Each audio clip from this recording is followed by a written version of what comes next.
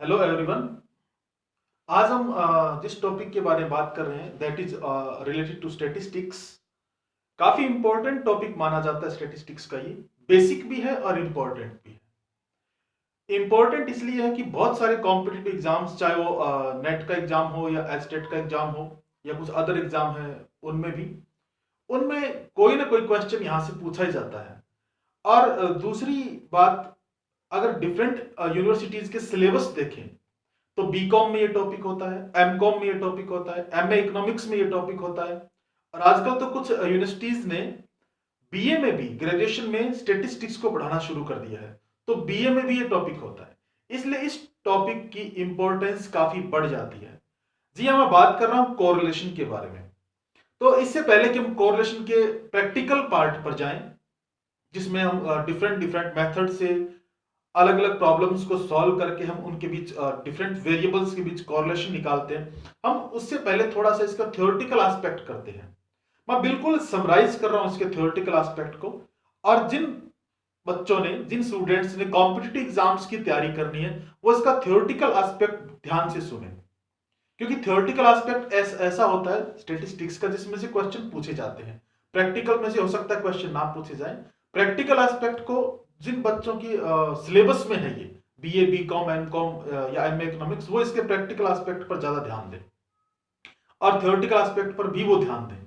तो कोरिलेशन का मतलब समझिए, बिल्कुल इसके इसके नाम में ही इसका मीनिंग है। कोरिलेशन के नाम देखिए, को रिलेशन, आपसी संबंध, किन के बीच? वेरिएबल्स के बीच।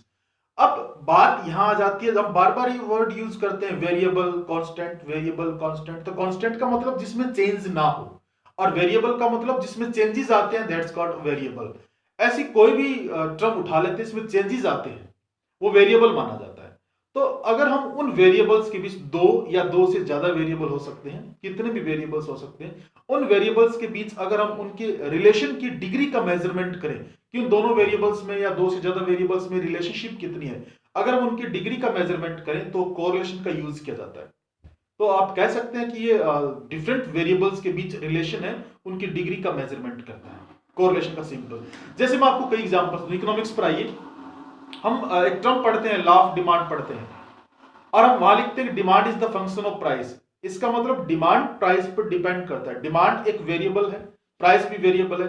प्राइसेस में जो जो चेंजेस आएंगे वैसे वैसे डिमांड में चेंजेस आते हैं। इसका मतलब कहीं तो रिलेशन हुआ। अब इन दोनों के बीच रिलेशन कितना है, इसका मेजरमेंट करने के लिए हम कोरिलेशन टर्म का यूज करते हैं। आप और एग्जांपल ले सकते हैं, बहुत सारे एग्जांपल ले सकते हैं, जैसे crop is the function of rain, fertiliser, और भी काफी चीजें होती है। तो जब क्रॉप का आप रिलेशन निकालते हैं बारिश के साथ या फर्टिलाइजर्स के साथ, कितना डिपेंड करते हैं उन पे, कितना रिलेशन है दोनों का आपस में, तो फिर कोरिलेशन टर्म का यूज किया जाता है। यानी किन्हीं भी दो वेरिएबल्स को ले लीजिए आप, या दो से ज्यादा वेरिएबल्स को ले लीजिए, अगर उनमें एक में चेंज होने से दूसरे में चेंज हो रहा है या नहीं भी हो रहा है, कितना चेंज हो रहा है, वो चीज मेजरमेंट करने के लिए हम कोरिलेशन की टर्म का यूज करते हैं। इस चीज को समझने के लिए वो रिलेशन कितना है, कैसा रिलेशन है, इसके टाइप्स पर आइए। कॉपी पेन लेके बैठिए और इसके टाइप्स पर आइए। मैं टाइप्स बता रहा हूं, आप टाइप्स लिखते जाइएगा, नोट करते जाइएगा। पहला type, positive correlation. Positive correlation का मतलब, आप इसको ऐसे मत याद करिएगा कि एक बढ़ता है तो दूसरा बढ़ता है, गलती होने के चांसेस आपसे ज्यादा हो जाएंगे। आप ऐसे याद करिए इनको। पॉजिटिव कोरिलेशन का मतलब, अगर दोनों वेरिएबल्स में सेम डायरेक्शन में चेंज हो, सेम डायरेक्शन में, तो वो पॉजिटिव कोरिलेशन होता है। सेम डायरेक्शन में, मूवमेंट इन सेम डायरेक्शन। क्योंकि अगर आप एक कहेंगे ना, एक बढ़ता है दूसरा बढ़ता है, तो अगर एक घटता है दूसरा घटता है, ये भी तो पॉजिटिव रिलेशन है ना, कि जब बढ़ता है तो बढ़ता है। अगर हम पॉजिटिव स्लोप का कर्व बनाएं और उस पर देखें कि x वेरिएबल इंक्रीज हुआ तो y भी इंक्रीज हो रहा है, लेकिन अगर x डिक्रीज हो रहा है तो y ऑल्सो डिक्रीज। तो पॉजिटिव कोरिलेशन को आप ऐसे याद करिएगा कि एक वेरिएबल में जिस डायरेक्शन में चेंज हो रहा है, दूसरे वेरिएबल में उसी डायरेक्शन में चेंज हो रहा है। चेंजेस इन सेम डायरेक्शन, आप इस वर्ड को याद कर लीजिएगा। For example, supply is the function of price. अगर प्राइस इंक्रीज होता है तो सप्लाई इंक्रीज होती है, प्राइस डिक्रीज होता है तो सप्लाई डिक्रीज होती है। ये पॉजिटिव कोरिलेशन का अच्छा एग्जाम्पल है।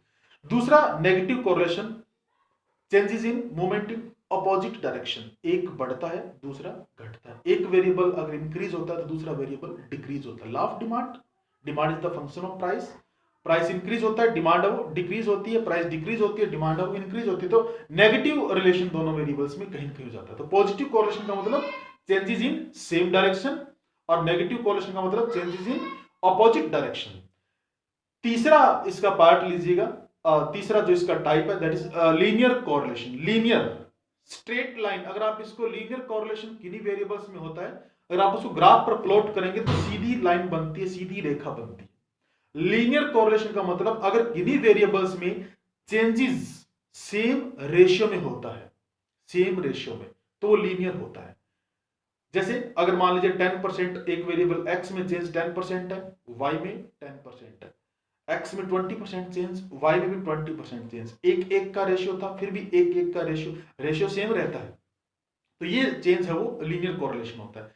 दूसरा अगला होता है non linear correlation. Non linear का मतलब उसका उल्टा कर दीजिए, अपोजिट कर दीजिए। लीनियर में क्या था कि अगर चेंजेस है वो सेम रेशियो में होता है तो लीनियर कोरिलेशन, और अगर चेंजेस है वो सेम रेशियो में ना हो तो नॉन लीनियर कोरिलेशन। अगर आप लीनियर को ग्राफ पर प्लॉट करते हैं तो वहां पर वो स्ट्रेट लाइन बनती है, लेकिन अगर आप नॉन लीनियर को ग्राफ पर प्लॉट करते हैं तो कर्व बनता है। और जैसे अगर x वेरिएबल उसमें 10% चेंज, y वेरिएबल में 10% चेंज, एक एक का रेशियो हुआ, x वेरिएबल में 20% चेंज, y वेरिएबल में 30% चेंज, 1 and 1/2 का दोनों के बीच रेशियो बन जाता है। तो चार टाइप मैं बता चुका हूं, positive, negative, linear, non linear. पांचों type that is simple correlation. अगर हम सिर्फ दो वेरिएबल के बीच स्टडी कर रहे हैं, सिर्फ दो वेरिएबल के बीच, तो सिंपल कोरिलेशन होता है। दो वेरिएबल्स के बीच अगर आप स्टडी करते हैं तो वो सिंपल कोरिलेशन। जैसे x और y, सिंपल x y के बीच आप स्टडी कर रहे हो, simple correlation. Demand is the function of price, तो डिमांड और प्राइस के बीच अगर आप रिलेशन देख रहे हैं तो वो सिंपल कोरिलेशन होता है। ठीक है, अगला था पार्शियल कोरिलेशन। पार्शियल का मतलब देखिए वेरिएबल्स हैं वो तो दो से ज्यादा दिए होते हैं। जैसे आपने पढ़ा होगा बेसिक में, इसमें इकोनॉमिक्स में, कि demand is the function of price and income. तो डिमांड है वो प्राइस और इनकम, इन दोनों के साथ इसका रिलेशन है। लेकिन अगर हम इनकम को कांस्टेंट मान के डिमांड और प्राइस की स्टडी करें तो ये पार्शियल स्टडी करना, आंशिक, कुछ भाग की स्टडी करना, आधे भाग को कांस्टेंट मान के आधे भाग की स्टडी करना। तो डिमांड की प्राइस के साथ स्टडी करें, इनकम को कांस्टेंट माने, पार्शियल। अगर डिमांड की इनकम के साथ स्टडी करें, प्राइस को कांस्टेंट माने, तो ये पार्शियल कोरिलेशन बन जाता है, उसको निकालते होते हैं।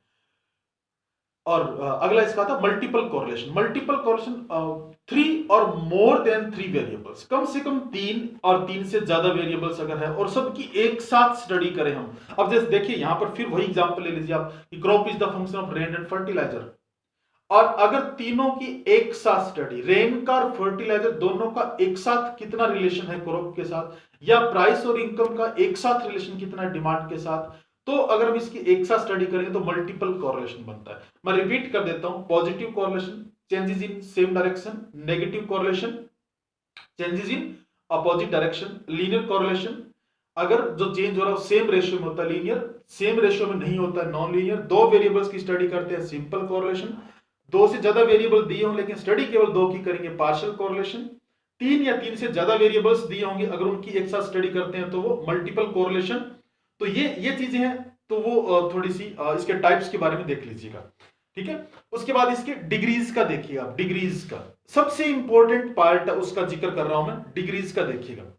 ठीक है, जब भी आप इसका प्रैक्टिकल पार्ट करते हैं तो प्रैक्टिकल पार्ट करते टाइम आप इस बात का ध्यान रखिएगा कि आपको जो आंसर देने होते हैं वो डिग्रीज में देने होते हैं आंसर। इसके डिग्रीज को आप ध्यान से पढ़िएगा और ध्यान से सुनिएगा, क्योंकि यहां से कॉम्पिटिटिव एग्जाम्स में भी क्वेश्चन आता है।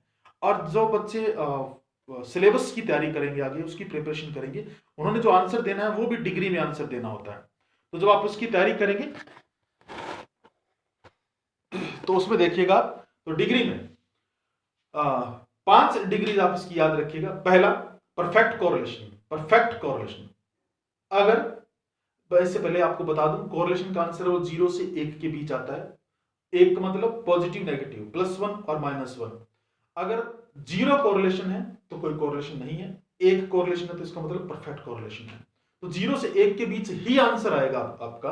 अगर प्रैक्टिकल निकालते टाइम, सम को सॉल्व करते टाइम आपका आंसर 1 से ज्यादा आ जाता है तो आपके सम में कहीं गलती है, उसको चेक कर लीजिएगा। 1 से ज्यादा आंसर कभी आता नहीं है कोरिलेशन का। तो परफेक्ट कोरिलेशन पहला। परफेक्ट पॉजिटिव हो सकता है, परफेक्ट नेगेटिव हो सकता है।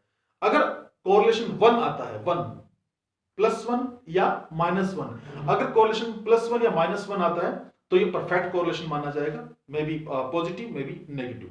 दूसरा था high degree correlation. High degree correlation में आप इसकी रेंज ले लीजिएगा, इस रेंज को याद रखिएगा, 0.75 से 1 तक, 0.75 से 1, 0.99 मान लीजिए, क्योंकि 1 आने के बाद तो परफेक्ट बन जाता है, तो 0.75 से लेकर 1 तक अगर आपका आंसर आता है तो वो हाई डिग्री कोरिलेशन माना जाएगा, may be positive may be negative. 0.74 आता है तो हाई डिग्री में नहीं काउंट होगा, 0.75 आता है तो हाई डिग्री में काउंट होता है। इसलिए यहाँ पर जब आप प्रैक्टिकल सम करते हैं तो बड़ी जरूरत बन जाती है, जो पॉइंट के बाद आंसर आते हैं हम उसको इग्नोर कर देते हैं कि पॉइंट के बाद वाला तो छोड़ देते हैं, लेकिन यहाँ पॉइंट के बाद वाले तो काउंट करना है और उसी पर तो आपका आंसर डिपेंड करता है। 0.74 वो उसकी डिग्री चेंज हो जाती है, 0.75 उसकी डिग्री चेंज हो जाती है, तो यहाँ आपको ध्यान से करना होता है सारा काम।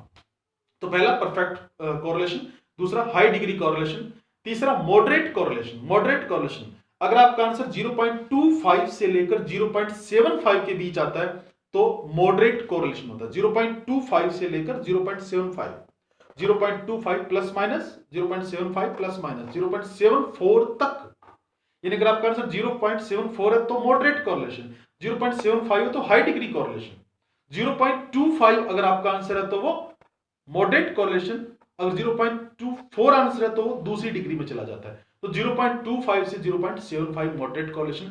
फोर्थ इसकी डिग्री आती है लो कोरिलेशन, बिलो 25 अगर आपका आंसर आता है, 0.25 से नीचे अगर आपका आंसर आता है तो वो आपका बन जाएगा लो कोरिलेशन, 0.25 से नीचे। और अगर आपका आंसर 0 आता है, आप जो सब निकालते हैं उसका आंसर 0 आता है, इसका मतलब there is no correlation between both variables and different variables. तो 5 डिग्री मैंने इसकी बताई आपको। 5 डिग्री में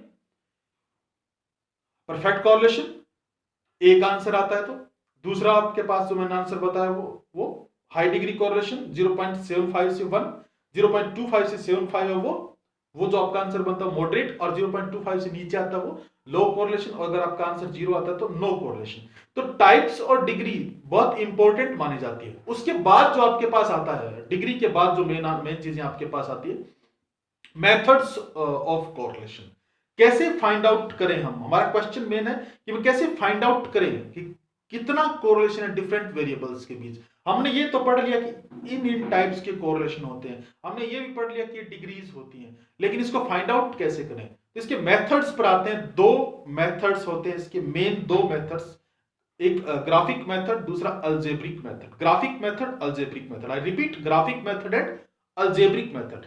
ग्राफिक मेथड में फिर इसकी 2 कैटेगरी आ जाती है, correlation graph and scatter diagram, correlation graph and scatter diagram. और अलजेब्रिक में इसके 3 टाइप आते हैं, कार्ल पियर्सन, दूसरा Spearman's rank difference, and third concurrent deviation method. I repeat, methods of correlation, there are 2 branches, 2 parts, graphic method, algebraic method. Graphic method के सब parts आते हैं आगे, ग्राफिक मेथड के correlation graph and scatter diagram, और algebraic method के आते हैं Karl Pearson, Spearman's rank difference, आप इसको स्पीयरमैन मेथड कह सकते हैं या रैंक मेथड कह सकते हैं। तीसरा आता है कंकरेंट डेविएशन मेथड। तो आपके जो प्रैक्टिकल क्वेश्चंस आते हैं एग्जाम में जो आते हैं वो इन 5 मेथड हो गए टोटल अपने पास, अगर हम इनको काउंट करें। 1 is correlation graph, second is scatter diagram, third Karl Pearson method, fourth rank method या Spearman method, and fifth concurrent deviation method. आपका प्रैक्टिकल क्वेश्चन इन 5 में से आना होता है। और अगर हम सबसे इंपॉर्टेंट अगर इनमें देखें कि प्रैक्टिकल क्वेश्चन किस में है, तो कार्ल पियर्सन और स्पीयरमैन, इन 2 में से प्रैक्टिकल क्वेश्चंस आपके पास आते हैं। तो इन मेथड से कैसे कोरिलेशन हम फाइंड आउट करेंगे, कार्ल पियर्सन कैसे हम अप्लाई करते हैं, स्पीयरमैन कैसे अप्लाई करते हैं, बहुत सिंपल सी ट्रिक मैंने आपको बतानी है। कोई मैंने आपको पूरा सम नहीं करवाना है, एक सिंपल सी चीज बतानी है। आप 5 मिनट में पूरा कार्ल पियर्सन सीख जाएंगे, आप 5 मिनट में पूरा स्पीयरमैन सीख जाएंगे। तो बहुत आसान सी ट्रिक्स है इनके मेथड्स को अप्लाई करने के लिए। जो नेक्स्ट जो वीडियो आएगी उसमें आप देखेंगे कैसे कार्ल पियर्सन को अप्लाई करते हैं, कैसे स्पीयरमैन को अप्लाई करते हैं, कंकरेंट डेविएशन कैसे निकालते हैं, स्कैटर डायग्राम्स क्या होते हैं। तो उसके लिए हम नेक्स्ट वीडियो उसमें उनकी कैलकुलेशन देखते हैं, कैसे मेथड्स को अप्लाई करते हैं। और इसको आप बार बार सुनिएगा। अगर आप 2 या 3 बार इस टॉपिक को सुन लेते हैं तो मेरे ख्याल से थ्योरेटिकल एस्पेक्ट और कोरिलेशन का आपके पास हो जाता है। इंपॉर्टेंट टाइप्स और डिग्रीज ही है। Okay friends, thank you. Subscribe करिएगा economics by doctor Mukesh Sharma. Thank you.